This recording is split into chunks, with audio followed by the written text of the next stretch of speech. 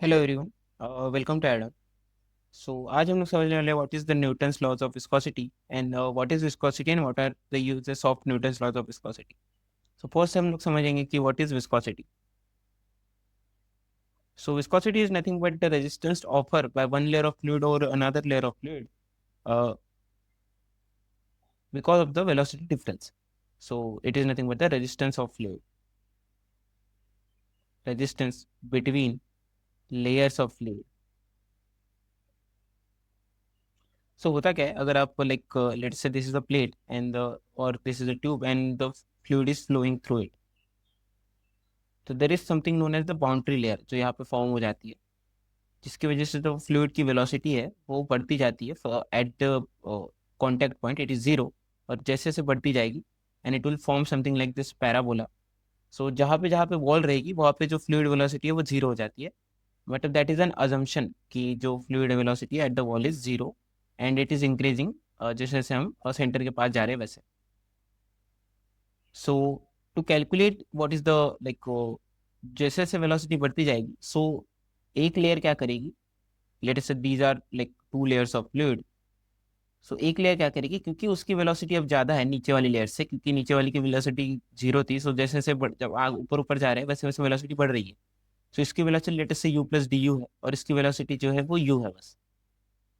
सो जो increase velocity है उसकी वजह से जो ऊपर वाली लेयर है वो नीचे वाली लेयर को एक तरह से खींचना चाह रही है अपनी तरफ, जो इसकी वेलोसिटी वो बढ़ाना चाह रही है ऊपर वाली layer. So there is something shear stress develop between this. Shear stress होता है जब आप लाइक लेट्स से कि आप किसी ऑब्जेक्ट को ऐसे और ऐसे पुल करो, so this is known as the shear like stress develop. So एक शियर स्ट्रेस डेवलप हो जाता है बिटवीन दिस टू लेयर्स, जिसकी वजह से ये जो नीचे वाली लेयर है एक तरह से ऊपर वाली लेयर को एक तरह से लाइक रोक रही है उसकी वेलोसिटी बढ़ने से। जैसे कि हम लाइक हमने बोला कि ऊपर वाली लेयर जो है वो उसको खींचना चाह रही है। इसका अगर आप उल्टा देखोगे तो ये भी बोल सकते हैं कि नीचे वाली लेयर जो है वो उसकी वेलोसिटी कम कर रही है ऊपर वाली की। So this is known as the resistance between the layers. Nothing was the shear deformation जो इसका हो रहा है, जो इस लेयर का शियर डिफॉर्मेशन हो रहा है, there is a resistance in the fluid to this shear deformation, and that is known as the viscosity. Viscosity is the resistance to shear deformation between the layers of fluid of like different velocities. सो यही अगर आप like देखना चाहो, Newton's laws of viscosity ये कहता है कि जो shear स्ट्रेस है एट एनी पॉइंट, लेटेस्ट से आप latest this is the point where the velocity is zero and you are calculating velocity at a point like y. So you can say that shear stress is nothing but viscosity into du by dy. So this is known as the velocity gradient of fluid. This is known as the dynamic viscosity, जो कि एक constant होता है for a Newtonian fluid.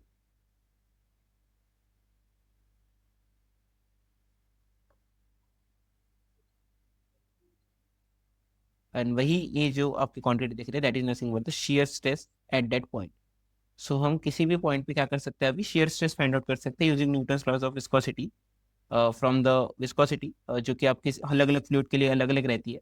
Late से water के लिए कुछ value होगी, ऑयल के लिए कुछ वैल्यू होगी, एंड या डिफरेंट टाइप्स ऑफ फ्लूइड जो होती है वो विस्कोसिटी अलग अलग हो सकती है।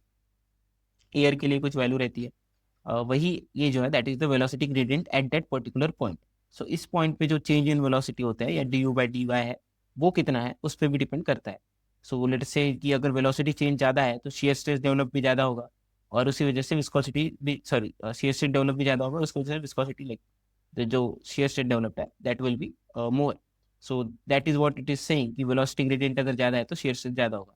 वही अगर वेलोसिटी ऑफ द फ्लूइड ज़्यादा है तो सॉरी विस्कोसिटी ऑफ फ्लूइड ज़्यादा है तो शियर स्ट्रेस भी ज़्यादा होगा। So Newton's laws of viscosity is basically like this law. इसका जो यूज़ है वो बहुत जगह होता है। सो अगर आप एप्लीकेशंस ऑफ देखोगे कि न्यूटन्स लॉज ऑफ विस्कोसिटी की कहाँ कहाँ पे है, so if you go into like industrial applications अगर आप देखोगे, so to calculate the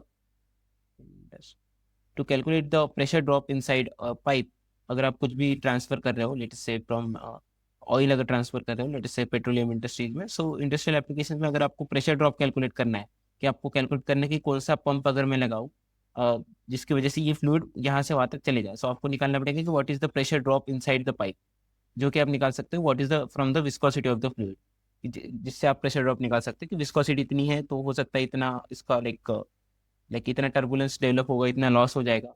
so industrial application में भी इसका बहुत यूज़ है।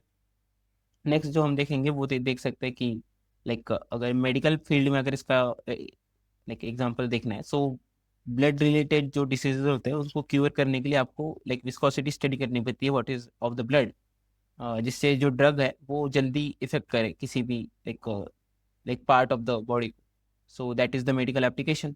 And next is the R&D application, so research and development. So research and development में अगर आपने लाइक CFD के बारे में सुना होगा कि CFD is nothing but computational fluid dynamics, जिसका यूज हम करते हैं to model model the real life flows जो होते हैं। Let's say around the car अगर आपको मॉडल करना है what is the flow around the car, so आप उसे मॉडल कर सकते हो using the CFD। So let's say these are the flows around the car. आपको आप जिससे निकाल सकते हैं what will be the drag जब ये कार बन जाएगी इन द प्रोडक्शन, और what will be the top speed of the car. So उसके लिए आपको एक सिमुलेशंस करने पड़ते हैं जो आप CFD से करते हो। सो CFD से क्या होता है, CFD Newton's laws of viscosity and Navier Stokes equation, इन सब इक्वेशंस का यूज करते हैं टू मॉडल द फ्लो कि एयर कैसे रिएक्ट करेगी around the body. So that is like application of Newton's laws of viscosity to model the flow of air. So modelling में भी इसका एक यूज हो रहा है। So yeah, these are different types of like applications, and this is Newton's laws of viscosity. Thank you.